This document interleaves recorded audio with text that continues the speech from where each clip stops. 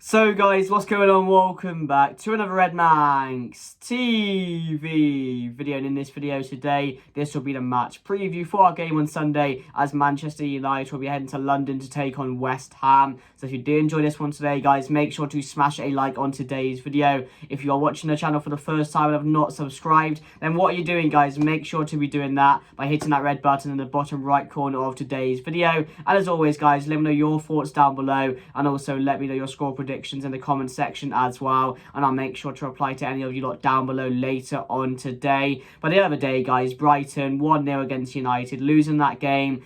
As I said in my reaction to the game, it was a really tough way to lose the game. Of course, 96th-minute penalty. When I thought we were good enough for a point on the day, yes, it wasn't the greatest of performances, especially in the second half. We were dire in that second half. We really were terrible. And again, it's another away game where we failed to get a win. We failed to turn up to a team realistically we should be beaten, because, you know, I wouldn't say we're a better team or football-wise than them, but we should be getting a result against Brighton. We proved we can do it in the FA Cup semi-final. I know that was on penalties, but again, we managed to get the better of them in that game as well. So, you know, we should have been taking something away from that game the other day, especially with the chances we had. Martial, Rashford, it's just so frustrating because we're just not clinical. We are not clinical at the moment, and it's been like this for quite a while now.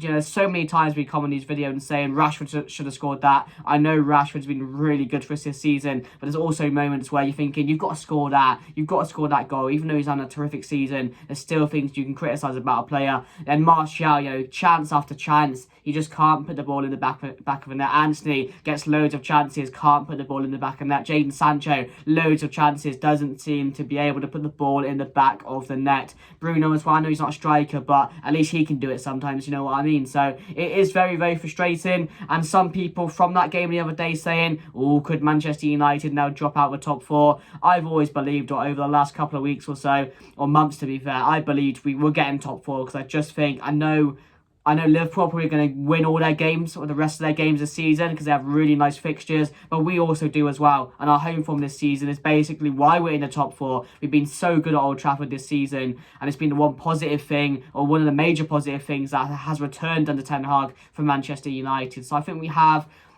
Wolves coming up at home, Chelsea at home, and Fulham at home. And we have 2 away games, one against West Ham and one against Bournemouth. Do I see us getting anything from the away games? The way we're playing, I'm not too sure. I know they're near the bottom of the table, so that's a bit different than playing, or the record we have against the top 9 teams in the league. I think going away to their ground, we haven't won a single game other than 1 or 2, I think. So that's been really a big problem for Manchester United. So do I think we can go to Bournemouth and get a result the way they're playing? I don't think so, because I just think the players won't have any confidence, especially with their away form. And again, West Ham coming up on Sunday, it's a massive game. We have to be winning that now. We can't afford to drop too many points anymore, because it is a possibility. I don't think it's ever going to happen, because I believe in these players, and I believe our home form will do us justice to getting that top 4 this season.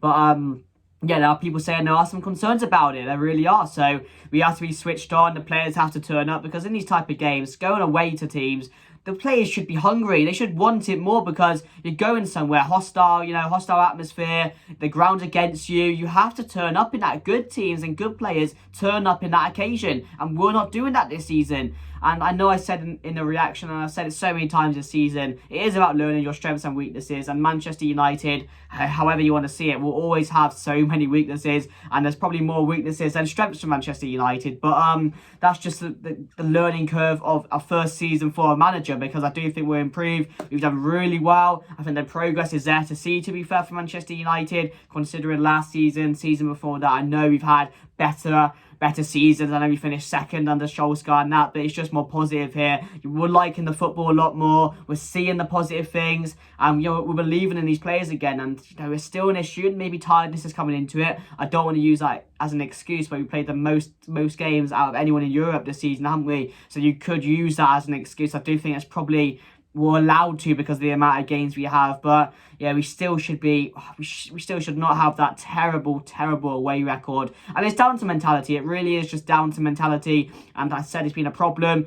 And we've seen it a lot of times this season with the amount of times we've been getting battered, how we just allow and take it from other teams to get battered, how we have done this season. And again, in moments like this, when you're 0-0, you're having the better chances in the game, you still find a way to go on and lose it. And that's down to the players not wanting it enough, not believing they can win the game. game, because in that second half against Brighton, we just got absolutely battered, didn't we? So, I mean, we just got to hope. We just got to hope now. And I think Liverpool are now 4 points off us in that 4th place. Newcastle play Arsenal this weekend. They still have difficult games left. So I do think we've got a really, really nice running coming up. So I'm still very, very confident. I've always been confident as well. And I will be very shocked and I will be very angry if we don't end up getting top 4, because we'll only have ourselves to blame. And that's going to be it, to be fair. So, yeah, let's get into the team news for the game on Sunday. Because there are a few things I want to discuss about team news, to be fair. I want to start De Gea in there, of course. We're going to keep Shaw and Lindelof, because I thought those two have been really, really good recently, and they're building a really good partnership together. I know they're not going to be like partners for next season or anything, but while they're there, while they need to be here, they're doing really, really good. So credit to both of them.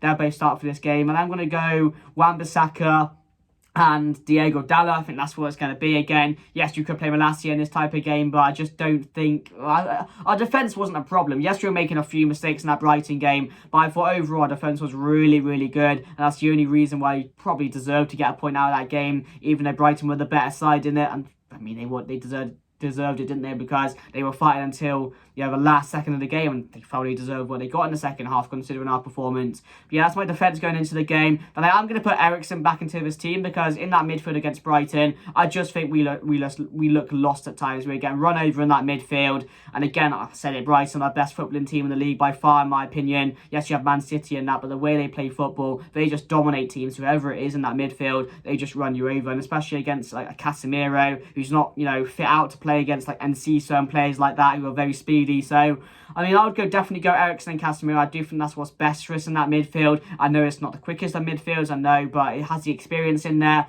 And again, experience can help you a lot, especially going into the last bit of the season where you need to start winning games. So I think experience really, really helps that. So, yeah, Eriksen and Casemiro. Bruno Fernandes ahead of him. Sabitzer could start the game, but I just don't think he will. Although he's been really, really good when he has been playing, I just don't think he will start this game. But I'm going to go Martial, Rashford.